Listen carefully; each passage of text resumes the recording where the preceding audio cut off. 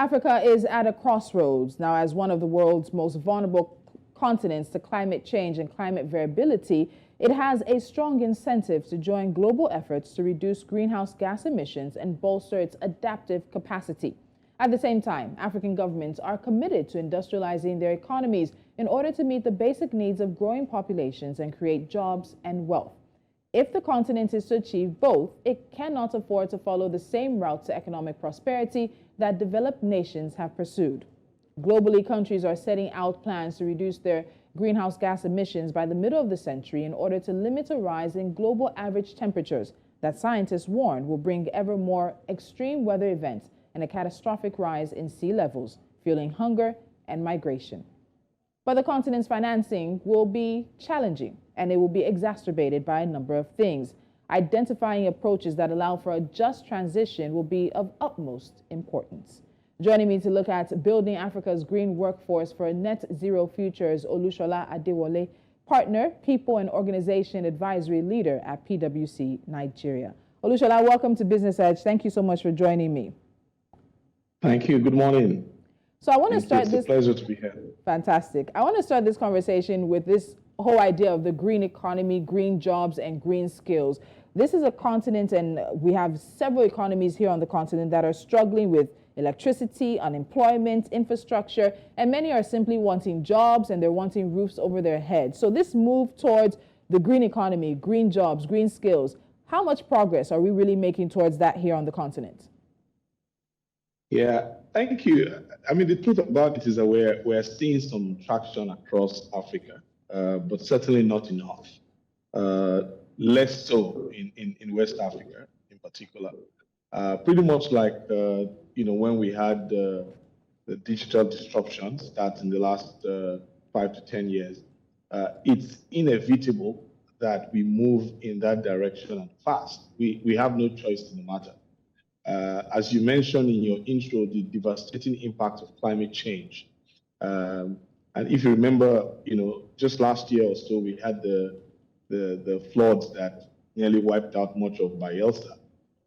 Those are all the, if you like, retail effects of the changes in climate. The demand for sustainability globally make this direction a must for us to go in.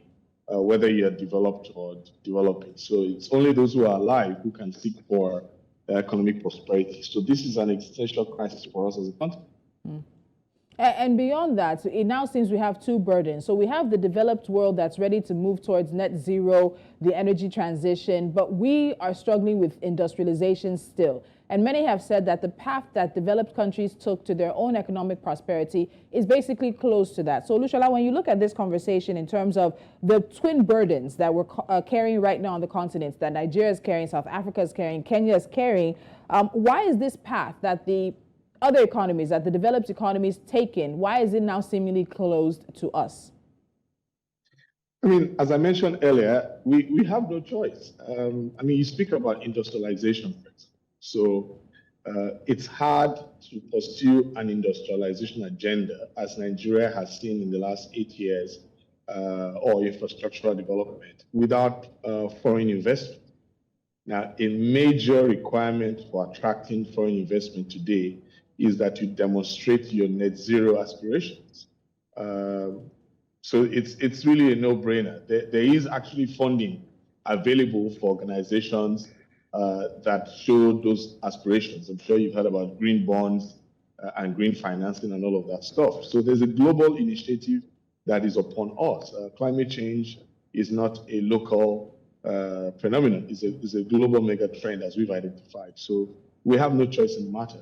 Even if we want to go, we want to actively and aggressively pursue industrialization, and we need capital. We will need to demonstrate that we have those capabilities and those aspirations.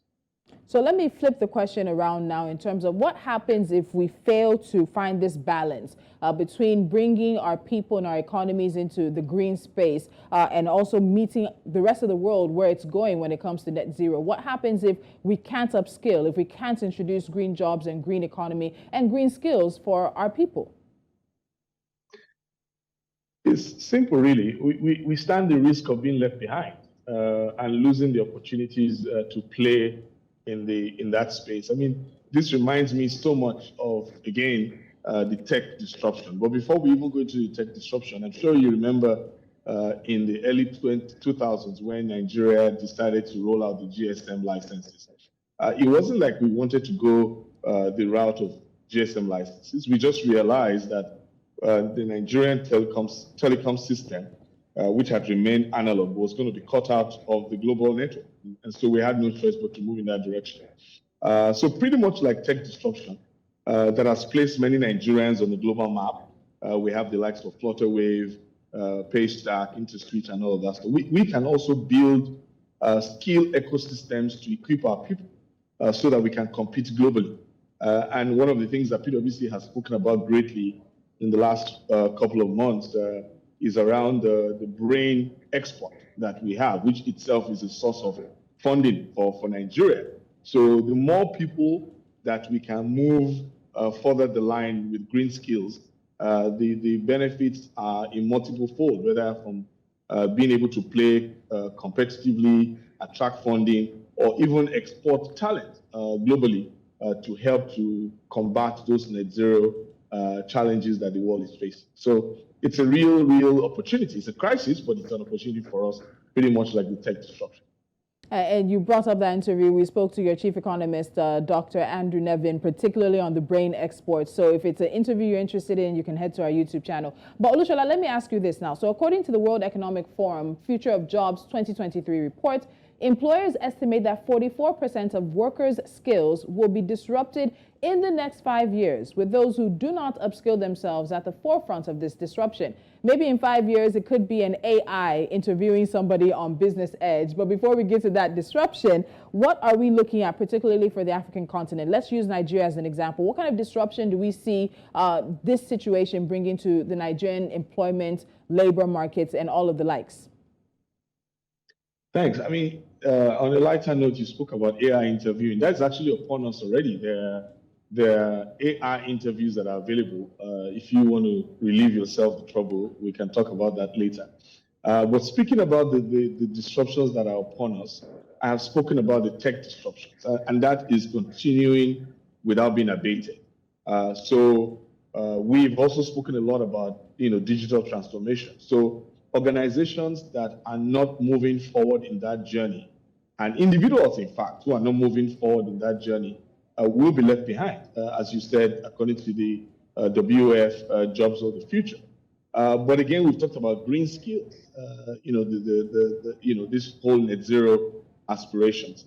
But underpinning all of that, interestingly, is what we've also found around leadership issues, right? So as we face tech disruptions, we face the world of AI, we face the world of the green revolution. The reality is that there's also a demand for leaders who are able to build trust, who are able to demonstrate that they can lead organizations through this crisis, who can solve tomorrow's problems today. So while we have those tech skills, we have those green skills, but then there's underpinning all of that, the ability to lead in a transparent world. And then, of course, I'm sure you know about the youthful population that is taking over the world. Nigeria, as a matter of fact, is easily 65 to 70% young people. And so if we have organizations or leaders that are not savvy in leading the millennials or the Gen Zs, then we will again have a serious crisis, as we have had even in Nigeria in the last couple of years when we had the NSAS challenge that we had. So there's the demand for more accountability. This younger generation wants leaders that lead with purpose. So people are not going to come and work for you just because you offer them a paycheck. They want to know whether you are contributing to society or you are taking away from society, or whether you have something for them beyond just money. So those are the disruptions we need to take a look at: tech, green, and demographic disruptions. Okay. My final question, because of time, I'll join these two together because there's a capability and there's a talent gap. And that even exists now, even without us talking about green skills and a green economy. And we're also going to see some newly created jobs being in different regions and countries than jobs that are being phased out. So jobs will spring up, can likely spring up in Nigeria, but we're having jobs being phased out maybe in South Africa or Kenya, and they're not getting those same jobs being replaced by green skills. But at the end of the day, Africa wants a just transition. We want one that doesn't leave us behind, that allows us to industrialize as well. So Olushola, as we wrap this up, in terms of getting this just transition in the context of enabling a green workforce for a net zero future, how do we do that? It's very simple. I think it's again a call to action for us to intentionally invest. I mean, leaders, I spoke about leadership earlier, leaders need to demonstrate that they understand these mega trends that are shaping the future, and they are intentionally making the investments to make sure that their people move along that trajectory. So I think for me, the leadership is the key, the ability to make that investment, that commitment, and create that environment for people to grow and be ready for that future that you speak. All right, so I know this is the beginning of the conversation. There's a lot more to scratch on this, getting deeper into what even corporates and governments need to do, as well as, of course, an answer that PwC posted in that report, which I'd love to get your thoughts on. But we'll have to do this another time, Olushola. Thank you so much for your time today. Thank you very much. Have a wonderful day. The same to you.